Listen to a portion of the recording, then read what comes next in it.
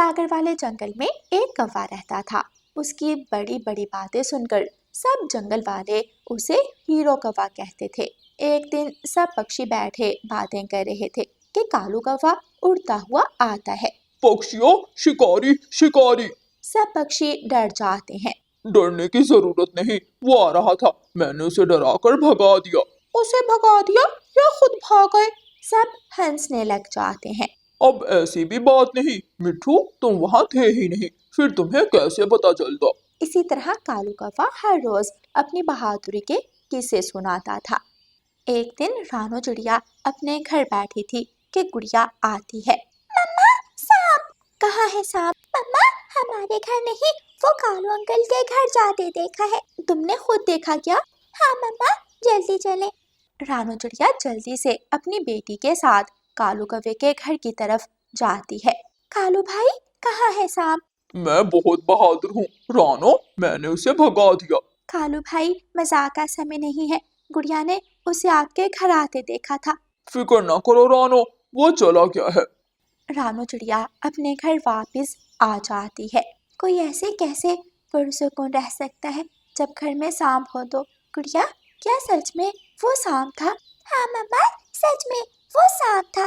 पता नहीं बहादुर बनने के चक्कर में उस कालू ने क्या किया होगा। हुआ क्या था, आइए देखते हैं। कालू कौवा अपने घोंसले में आराम से बैठा हुआ था। सांप देखकर जल्दी से दीवार के साथ लग जाता है। सांप सांप। कालू कौवा शोर मचाता है। कालू की आवाज सुनकर चील जो पास से गुजर रही थी कालू कौवे की खिड़की से आती है। आज तो बहुत मांस मिलेगा। चील जल्दी से सांप को पकड़ती है और ले जाती है। इस तरह कालू को हीरो बनकर किस्से सुनाने का मौका मिल जाता है। अगले दिन कालू कौवा बहुत अकड़ कर चल रहा था, साथ साथ बोल रहा था। सांप ऐसे आया, जैसे ही उसने मुझे देखा माफी मांगने लगा, कह रहा था गलती से आया हूँ। मिट्ठू जो काफी देर से कालू की बातें सुन रहा था बोलता है, कालू तुम्हारे पीछे भी है सांप। कालू जल्दी से उड़कर पेड़ की शाख पर बैठ जाता है। बस इतनी सी बात पर कालू की तो हवा ही निकल गई। मिट्ठू, वो तो सांप पीछे था, इसलिए मैं डर गया, सामने होता तो बताता। सब पक्षी कालू की बातों पर हंस रहे थे। एक दिन जंगल में काले बादल छा गए। काले बादलों की वजह से हर तरफ अंधेरा हो गया। जंगल में मुकम्मल अंधेरा था कि गोरी कवि भागी भागी आती है। कालू, कालू जी, जग्गू नहीं मिल रहा। यहाँ ही कहीं होगा, देख लो। मैंने पूरा घर छान मारा है, वो कहीं नहीं है। अच्छा, तुम फिक्र मत करो, मैं जंगल में जाता हूँ, हो सकता है किसी के घर हो। कालू कौवा अपने घर से बाहर आता है। बाहर इतना अंधेरा देखकर कालू कौवा भी मन ही मन डर जाता है, लेकिन बात उसके बेटे की थी, इसलिए वो बहादुर बनता है और डरता हुआ रानो चिड़िया के घर चला जाता है। रानो, रानो बहन, जग्गू यहाँ है क्या? नहीं कालू भाई, मौसम इतना खराब है, गुड़िया तो पहले ही घर आ गई थी। रानो, मेरा बेटा नहीं मिल रहा। रानो चलो मिट्ठू के घर चलते हैं। अभी कालू ने ऐसा कहा ही था कि बारिश शुरू हो जाती है। रानो चिड़िया और कालू कौवा बारिश में मिट्ठू तोते के घर जाते हैं। मिट्ठू भाई, जग्गू आपके घर तो नहीं है? नहीं रानो चिड़िया बहन, जग्गू मेरे घर नहीं। हाँ, मैंने उसे बरगद के पेड़ के पास जाते देखा है। बरगद का पेड़? लेकिन वो तो बहुत खतरनाक जगह है, जग्गू वहाँ क्यों गया? जग्गू कह रहा था कि मेरे पापा मुझे समय नहीं देते, लेकिन अब उसे कोई जरूरत नहीं, उसे समय देने वाला मिल गया है। कालू कौवा और रानो चिड़िया मिट्ठू के घर से बाहर आते हैं और एक पेड़ पर बैठ जाते हैं। मेरी गलती है, मैं हीरो बनने के चक्कर में पक्षियों को समय देता रहा, लेकिन अपने बेटे को समय नहीं दे पाया। अब इन बातों का समय नहीं है कालू, चलो ऐसा ना हो जग्गू किसी दुष्ट पक्षी के हाथ लग जाए। कालू कौवा और रानो चिड़िया बरगद के पेड़ की तरफ जाते हैं, जहाँ एक उल्लू ने घोंसला बनाया हुआ था। कालू कौवा जग्गू को आवाज देता है। जग्गू, जग्गू मेरे बेटे, मैं आ गया हूँ। आपने देर कर दी जग्गू, तो मौसम की खराबी की वजह से मेरे घर से निकला ही था कि चील ने उसे पकड़ लिया। तो तुम आराम से घर बैठे हुए हो, तुमने कालू को बताया क्यों नहीं? मुझे डर था कि वो चील मुझे भी ना पकड़ ले। भला उस चील का एक छोटे से पक्षी से क्या बनेगा। कालू भाई जल्दी चलो, चील गुफा में रहती है और समय जाया ना करो। फिर रानो चिड़िया और कालू कौवा चील की गुफा की तरफ जाते हैं। रानो चिड़िया तुम बाहर रहो, मैं अंदर जाऊंगा। नहीं कालू भाई, जग्गू मेरा भी बेटा है, जो भी होगा देखा जाएगा। गुड़िया का सोचो रानो, अगर तुम्हें भी कुछ हो गया तो गुड़िया क्या करेगी। फिर कालू कौवा अकेला गुफा के अंदर जाता है। रानो चिड़िया बाहर पेड़ पर बैठी थी।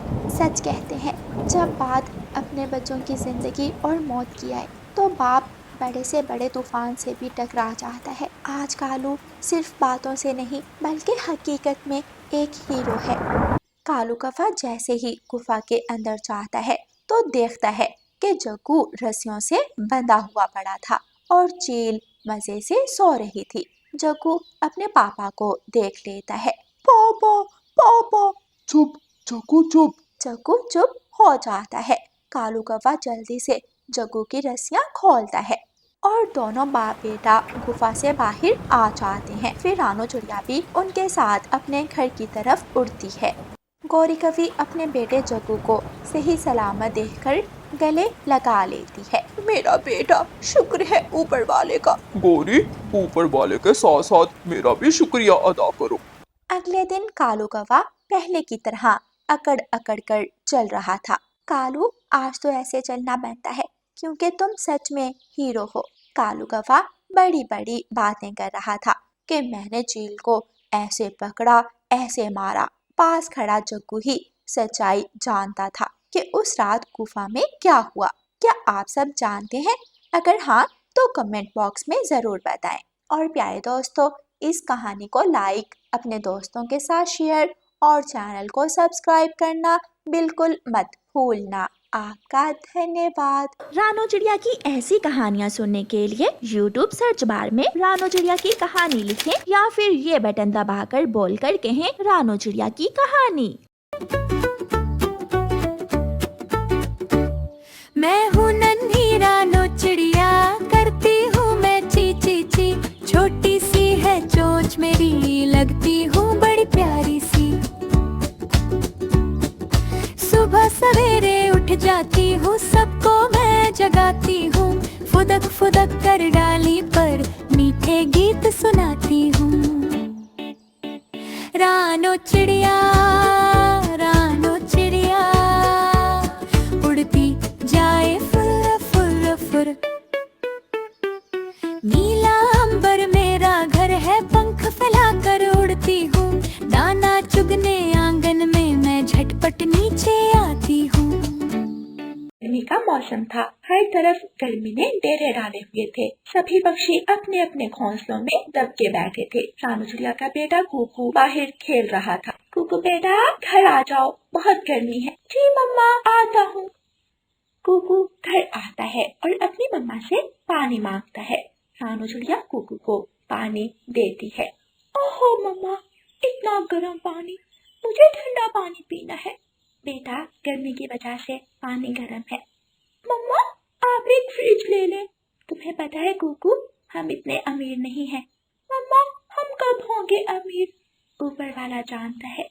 मम्मा प्लीज, फ्रिज ना से ही मटका ले ले, गर्मी में गर्म पानी नहीं पिया जाता। ठीक है बेटा, मैं आज ही आपके पापा को कहती हूँ। मानो चिड़ा घर आता है तो रानो मानो चिड़े से कहती है, सुनो जी, मैं कहती हूँ पैसे जोड़कर कोई मटका ही ले ले, गर्मी बहुत ज्यादा हो गई है। रानो, तुम्हें तो पता है काम धंधा पहले ही नहीं है, घर के खर्चे पूरे नहीं हो रहे, मटका कहाँ से आएगा। रानो चिड़िया उदास हो जाती है और जंगल की तरफ निकल जाती है। रानो चिड़िया एक पेड़ पर बैठकर रोने लगती है। ऊपर वाले, मेरे बच्चे इस गर्मी में भी ठंडे पानी से महरूम रहेंगे, तू ही कुछ मदद कर। रानो चिड़िया की नजर एक चमकती हुई चीज पर पड़ती है। अरे ये क्या है?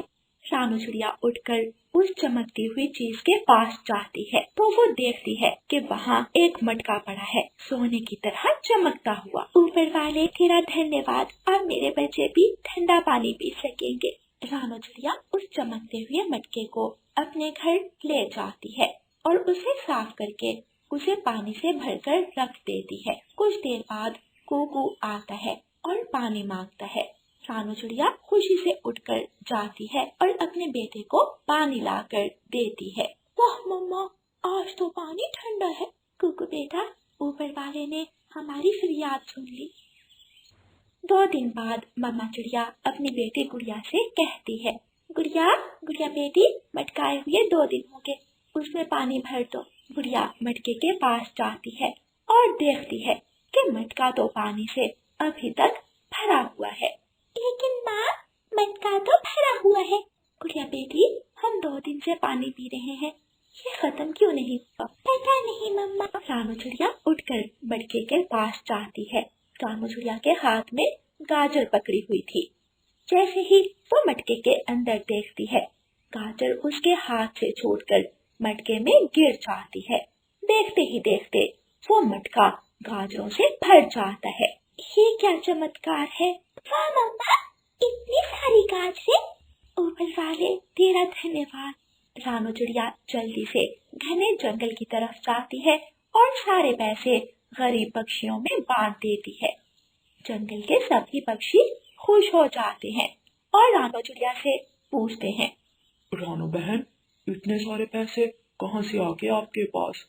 हाँ बहन, हमें भी बताओ। ये सब ऊपर वाले का कमाल है। ऐसा दिल भी हर किसी के पास नहीं होता, हर कोई नहीं दे सकता। कबूतर भैया, खुशी मिल बांट कर ही मिलती है। तुम ठीक कहती हो रानू बहन। इतने में गोरी कवि वहाँ आ जाती है। रानू बहन, क्या कोई लॉटरी लग गई है जो इतने पैसे बांट रही हो? ये सब ऊपर वाले की कृपया है। ऐसी कृपया हमें क्यों नहीं मिलती? जिसका दिल साफ हो, ऊपर वाला भी उसे ही दिया करता है। सुनो दोस्तों, आज के बाद किसी को भी किसी भी चीज की जरूरत हो तो मुझसे आकर ले सकता है। ऐसा कहकर रानू चिड़िया वहाँ से उड़ जाती है। दिन गुजरते के रानू चिड़िया का घर खुशहाल हो गया। अच्छा खाना, अच्छा पहनना और बड़ा सा घर। रानू चिड़िया के घर के बाहर पक्षियों की लाइन लगी रहती। गोरी कवि ये सब देखकर बहुत जल्दी रहती। कालू जी, ये रानू चिड़िया के हाथ ऐसा क्या लग गया है? ये तो कमाल है भाई, खुद भी खाती है, दूसरों को भी खिलाती है। क्यों ना इस राज का पता किया जाए। हाँ, पता तो करना ही पड़ेगा, लेकिन कैसे, वो हमें क्यों बताएगी? कालू जी, तुम रानू चिड़िया को बातों में लगाना और मैं उसके घर छुप जाऊंगी और पता लगाऊंगी कि ऐसा कौन सा खजाना उसके हाथ लगा है। चलो फिर अभी चलते हैं। दोनों कौवे उठकर रानू चिड़िया के घर जाते हैं। रानू बहन, बाहर आओ। जी कालू भैया, कुछ चाहिए? मैंने सुना है तुम बहुत दयालु हो, तुमसे जो कुछ भी मांगो दे देती हो। ये सब ऊपर वाले का कमाल है। गोरी कवि ये सब छुप कर सुन रही थी। जैसे ही रानू चिड़िया बातों में लगी, गोरी चुप करके घर के अंदर घुस गई। बहन, बहुत भूख लगी है, कुछ खाने को मिल जाता अगर। रुकिए कालू भैया, मैं लाती हूँ। रानू चिड़िया घर जाती है और मटके के अंदर एक मीठा फल डालती है। वो मटका फलों से भर जाता है। गोरी कवि छुपकर ये सब देखती है और दिल ही दिल में सोचती है, अगर ये मुझे मिल जाए तो मैं सबसे अमीर हो जाऊंगी। रानू चिड़िया जब फल लेकर बाहर जाती है तो गोरी कवि मटका उठाकर खिड़की के रास्ते निकल जाती है।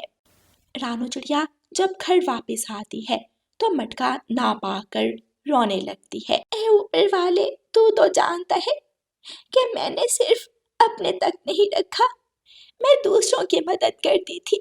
इतने में मानो चिड़ा घर आता है। रानो, क्या हुआ? मानो जी, मेरा मटका चोरी हो गया। क्या? लेकिन ये कैसे हुआ? रानो चिड़िया मानो को सारी बात बताती है। रानो, ये सब गोरी और कालू का काम है, लेकिन हम ये किसी को बता नहीं सकते। कोई बात नहीं रानो, सब्र करो, तुमने हमेशा सबके साथ भलाई की है, ऊपर वाला नेक दिलों को नुकसान नहीं देता। लेकिन अब अगर कोई मुझसे मांगने आया तो मैं क्या जवाब दूंगी? ऊपर वाला कुछ बेहतर करेगा। उधर गौरी कौवी और कालू कौवा बहुत खुश होते हैं। जल्दी करो कालू, मुझे सबसे अमीर बनना है। हाँ हाँ गौरी, हम किसी को कुछ नहीं देंगे, हम खुद ही खाएंगे। और हाँ, अब मैं कोई काम नहीं करूँगा। जल्दी से पैसे लाओ, इसमें डालें। कालू कौवा भागकर अलमारी से पैसे लाता है और जैसे ही वो पैसे मटके में डालता है, एक बड़ा सा सांप निकलकर कालू कौवे को ढस लेता है। उफ, मेरा हाथ। ये क्या, पैसे क्यों नहीं निकले? गौरी, मेरे बहुत दर्द हो रही है, मुझे जल्दी से डॉक्टर के पास ले चलो। गौरी कौवी कालू को लेकर बुलबुल डॉक्टर के पास जाती है। बुलबुल डॉक्टर कालू कौवे को जल्दी से दवा देती है। वापिस आकर कालू और गौरी मटके को रानू चिड़िया के घर के पास रख देते हैं। रानू चिड़िया जब अपने घर से बाहर निकलती है तो मटका देखकर खुश हो जाती है और उसे घर के अंदर ले जाती है। रानू चिड़िया और मानू चिड़िया पहले की तरह सब पक्षियों की मदद करते हैं। प्यारे दोस्तों, इस कहानी से हमें सीख मिलती है कि ऊपर वाला अच्छे पक्षियों के साथ अच्छा करता है और बुरे पक्षियों को इसी दुनिया में सजा मिलती है। और प्यारे दोस्तों, इस कहानी को लाइक, अपने दोस्तों के साथ शेयर और चैनल को सब्सक्राइब करना बिल्कुल मत भूलना। आपका धन्यवाद।